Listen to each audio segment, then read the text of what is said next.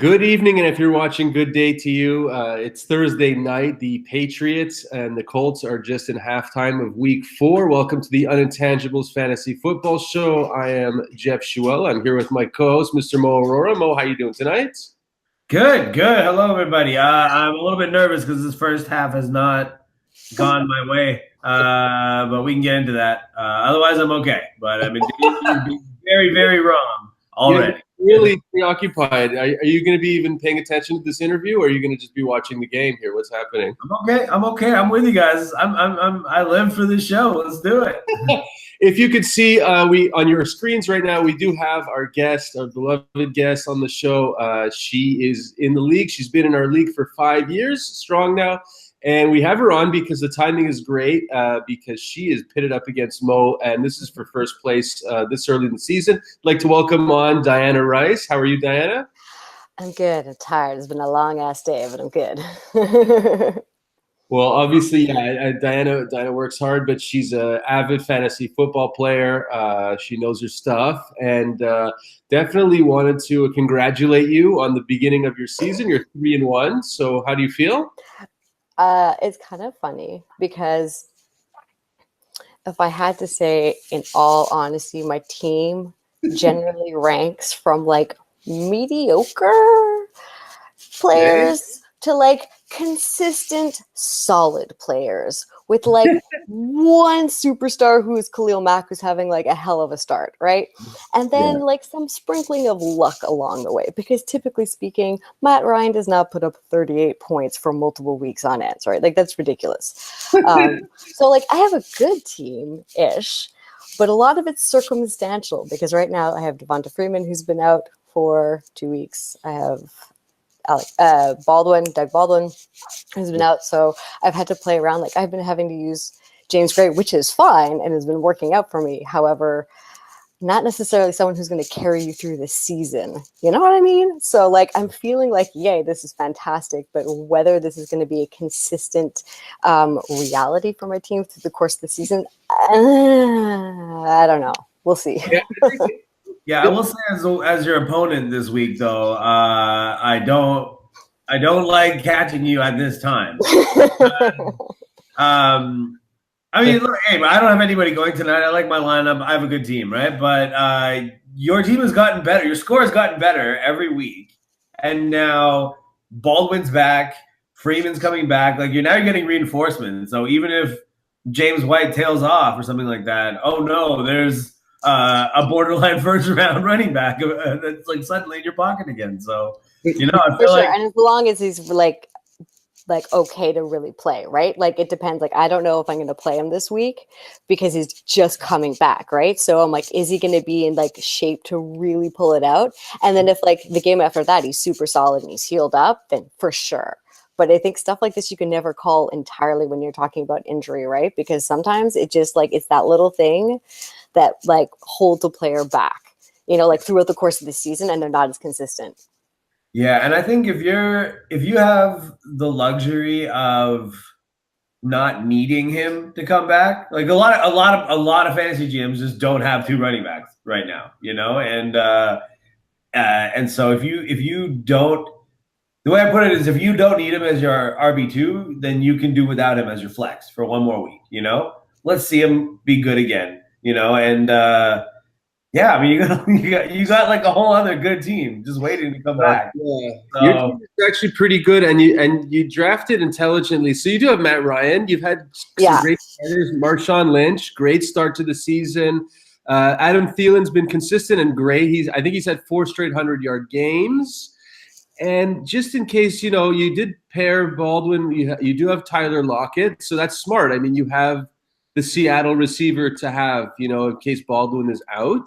But that's also contingent on Seattle's O-line being able to protect Russell Wilson enough that he can scramble out of the pocket and make really killer plays, because that's where he like thrives, right? And if the O-line's not like up to par, which it has been sometimes and not always. And I know Diana is an ex-owner, a fantasy owner of Russell Wilson. and you got him, I think, in the better years, and I'm paying the price. I have the bad Russell Wilson right now. Did you enjoy having Russell Wilson on your team back then? Yeah. But I also love watching him play. Yeah. Like, I really enjoy watching him play because he's one of those players that almost no matter what the scenario, he's got like these dead eyes that are always focused. Like always focused. You know, like no matter how, like what the scenario is, even if he's happy, he still has this like dead eye focus about him, which is like sweet to watch, you know, when he's waiting on. for the next chance to sell you insurance, you know? Do you have like a favorite NFL player? Like, forget about fantasy. Do you have like a favorite player that you just love? That's a tough question. That's a really tough question. I think maybe like by position, I could say there's like people I love, you know what I mean? Who like I love watching. Like I love watching Gronkowski. He drives me crazy because I can't stand the Patriots, but I love watching him because he's amazing.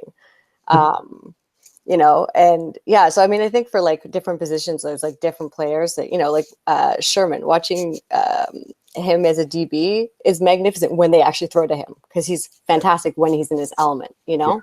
Yeah.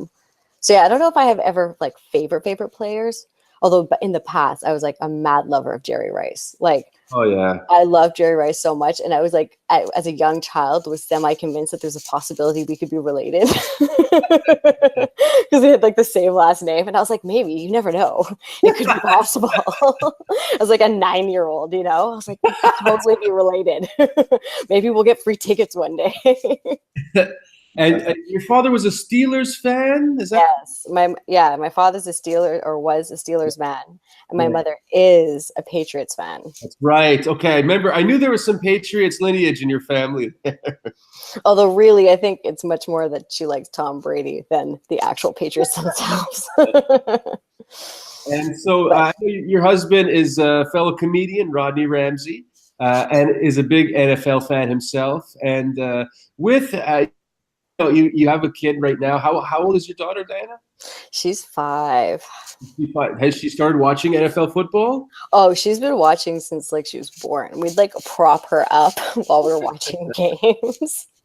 Like in her little whatever seat or on like the couch or on our lap. So she's been, I mean, now we have to do the family share time thing. So like if there's lots of games going on Sunday, we'll have to give space for like Dora the Explorer, like in halftime and stuff like that. It's because family share, right? And if you want her to hold that principle, you have to hold that principle. So the parents have the remote on Sundays? Well, mainly, but she does get to a point where she's sort of had enough because she's at that age where she can watch it and enjoy it, but doesn't fully understand the rules. Okay. So it's not as enjoyable. You know what I mean? Like when she was younger, it was just a bunch of dudes running around on the field, and that was kind of interesting. Whereas like at 5, she wants to understand more, but it's kind of more complicated. Well, I mean, you know, like some parts of football are easy to explain and other parts are not easy to explain, especially to a 5-year-old. Yeah, fair enough. There's too many rules as it is. I do want to point out that Rodney was the original owner of your fantasy team, and I think he had the #1 overall pick in the very inaugural season. And I think he took RG3. Mo, do you remember this? Oh, yeah, no, I remember that he was an absolute flop of a GM. He took Peyton Manning. Because like the consensus over Adrian Peterson. Yeah, the consensus #1 is Adrian Peterson, and I even think like Nick Lardy was like, where he's going to take Adrian Peterson, you know, and then he ended up taking RG3 or something. No, I'm pretty sure it's Peyton Manning. Peyton Manning. Okay, yeah, okay. I'm pretty sure. I mean, I could be wrong, but I'm pretty sure it's Peyton Manning. It was bad either way. It was real bad. He was a real bad. I love him, but I'm really glad that he was so bad that we had to excommunicate him and replace him with you. And it turns out you were the good GM all along. Like halfway through his season, I actually just started I downloaded the app and started managing it for him because I was like, I can't watch you lose like this. It hurts my soul. Like we can't lose. This is a family thing. You can't lose.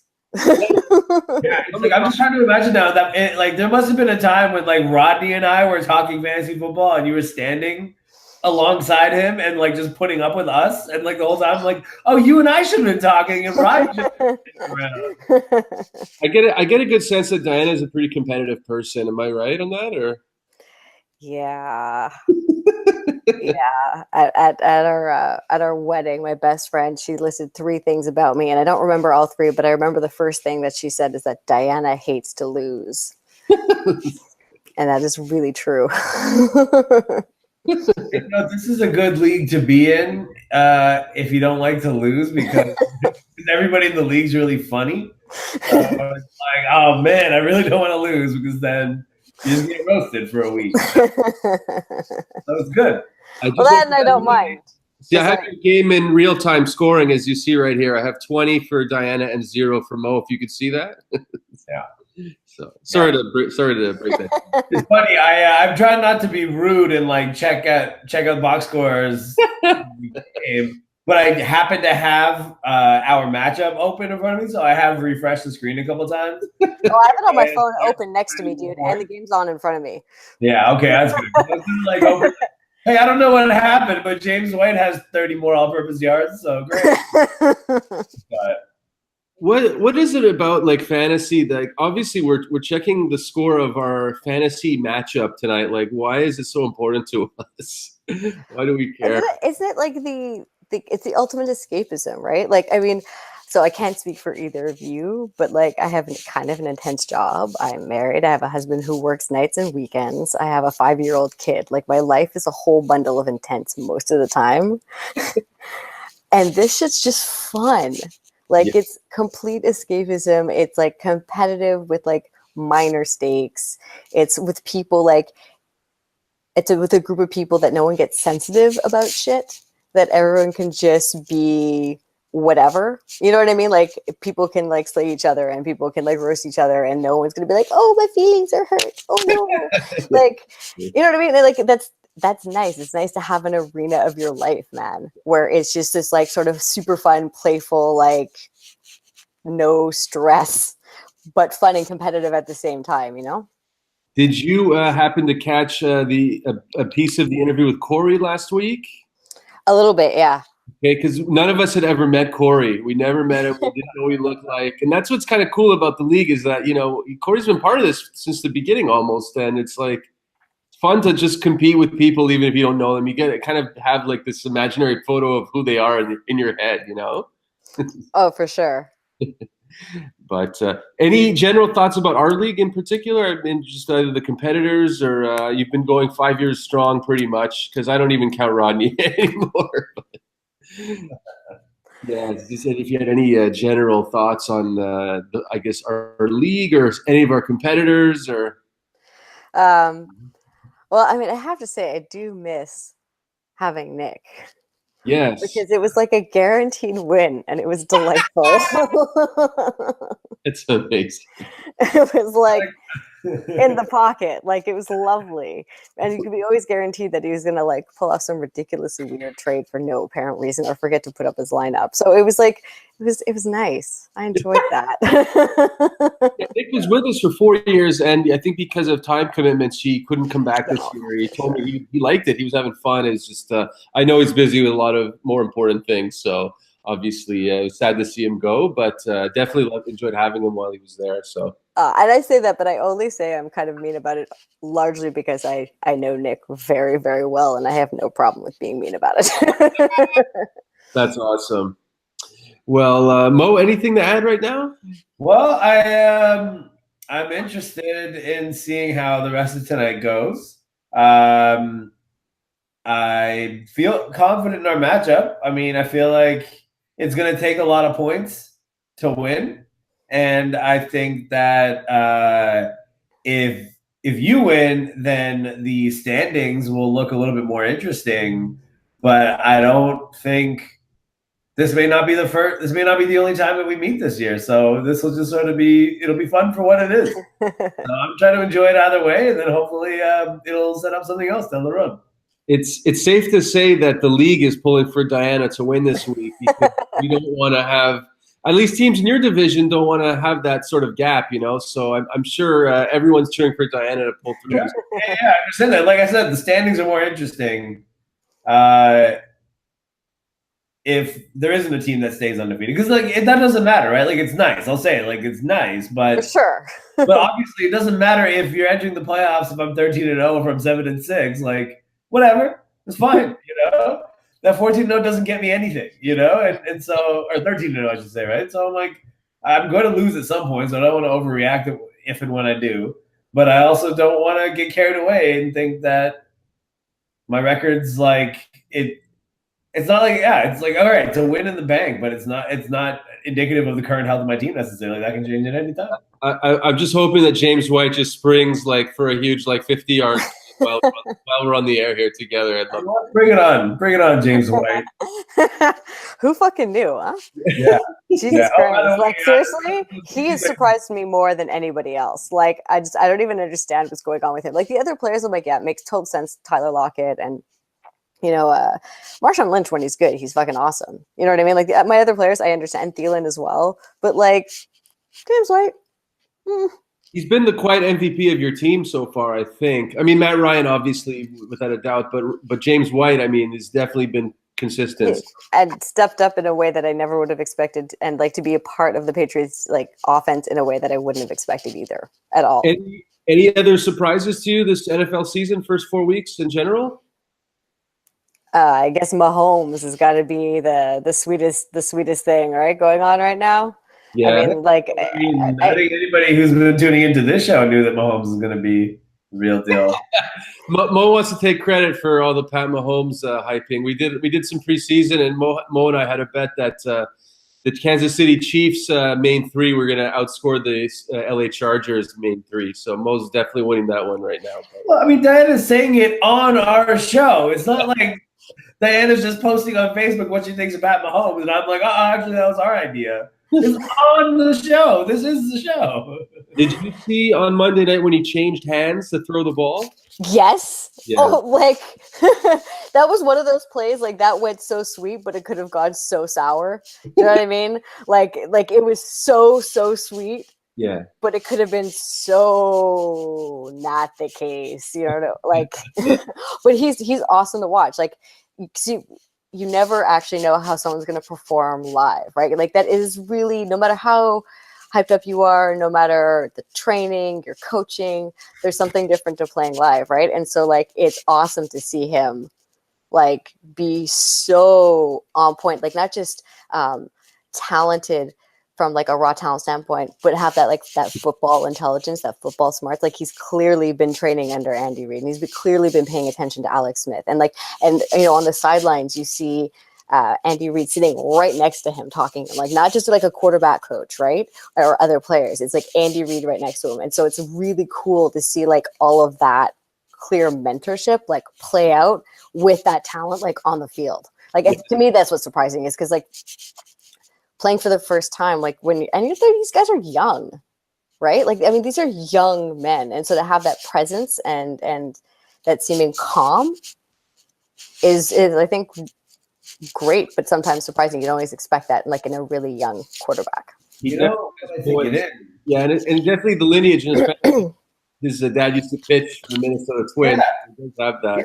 Yeah, two things I think about that is, one is I've had this long-standing theory that the best quarterbacks are also baseball players, pitcher or otherwise, but like, you know, and you know, he's the son of a baseball player, but he's also, like the fact that it's funny. It used to be that the sons of really good athletes often failed to live up to their parents, and it's like you can look at it. It's like, well, you know, they may have, you know, Michael Jordan's kids, you know, didn't have the same experience as Michael Jordan. They instead grew up in like private schools and whatever, suburban kids, about yada yada, and they had genes and stuff like that. But like, it wasn't the same thing, you know. But nowadays, when like even youth sports in the U.S. are like $1 million industries, right? And so because of sponsorship, whether the kid's rich or poor, every kid is outfitted. And so now that's not the factor anymore. Now the factor is, but so now like once all the kids, rich and poor, are head to toe in sponsored gear, the fact that you're a coach's kid means that you're early on in your life, you're learning about what it's like to be a professional. You're getting to go in locker rooms. You're getting to like watch your dad like get interviewed by the media. And it used to be a weakness to be the son of some athlete, and now it's an advantage again. It's just a weird cycle how it goes. But Mahomes is like demonstrating all this stuff. He's just like born to be an athlete. His role model was a professional athlete, and then he grew up in the age of social media, and so he's been ready for both of these things his whole life. It's crazy. I will say that I guess it's showing my age a little bit, but I'm pretty sure I owned his father in Major League in a baseball fantasy league. That's amazing. That's amazing. Yeah. Yeah, I might have too. That's crazy. Yeah. Holy. Andrew, yeah, okay. So it looks like the Patriots have the ball. I know we're gonna wrap up now. I was hoping for some movement in your score. That's amazing. But is that weird that I had his dad in fantasy baseball and now I'm playing against his son in football? Yeah, I mean, I wonder, and I think at least you're a kid when his dad was playing. It'll be weird when when you draft LeBron James' son in a basketball league. Then you'll be like, man, I've been playing this game way too long. Anything you'd like to see unfold this season, Diana? Who's your team, by the way? Who's your regular team, NFL team? Oh. I have a couple actually. I'm not loyal to a single team. I think largely because I like watching players. You know what I mean? So I've actually liked the Chiefs for a really long time because I really like Andy Reid as a coach. Nice. And I love Seattle, even though right now they're going under a hush rebuild. Legion of Boom.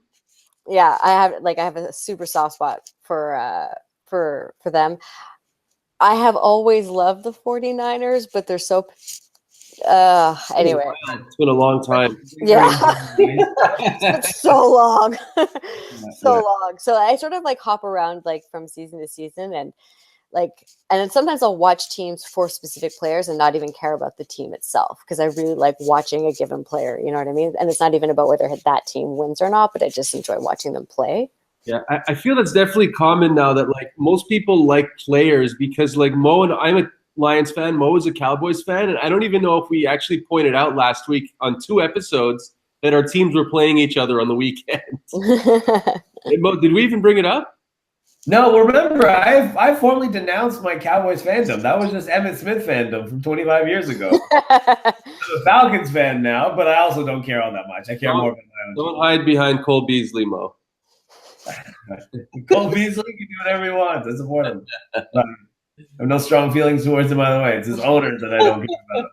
But yeah, I don't know. I just I don't have any attachment. I liked the Cowboys when I was a kid because I liked Emmitt Smith, but I don't have any attachment to the team.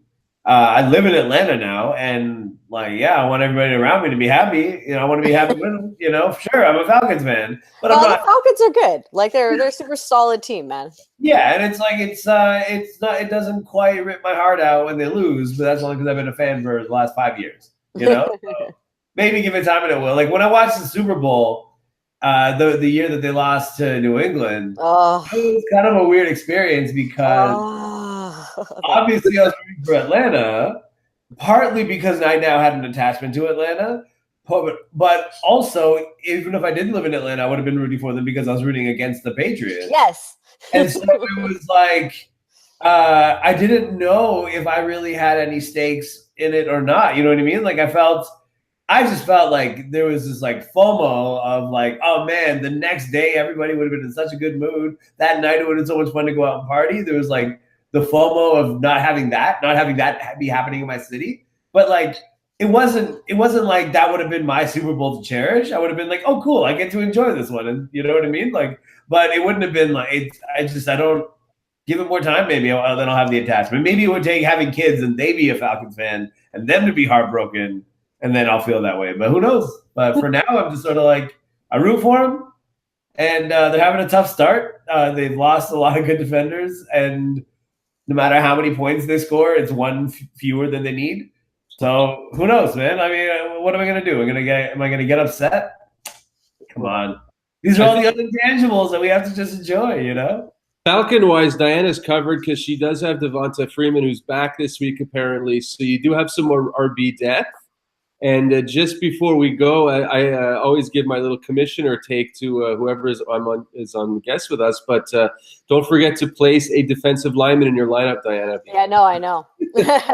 Don't you worry. I actually had a moment of panic because I forgot if that player was playing tonight or on Sunday, and I was like, shit. And then I realized, I was like, no, it's cool. We want you to have playing Sunday. It's all good. That's the worst thing about IDP is that Thursday. Oh no, I don't have anyone going tonight. I don't think Mo is going to remind you to add someone, but no, I'm not the commissioner. And that's fair game. Like, I understand that. That's totally fine. That's on me if I forget. I'm not going to step on the commissioner's toes and do his job.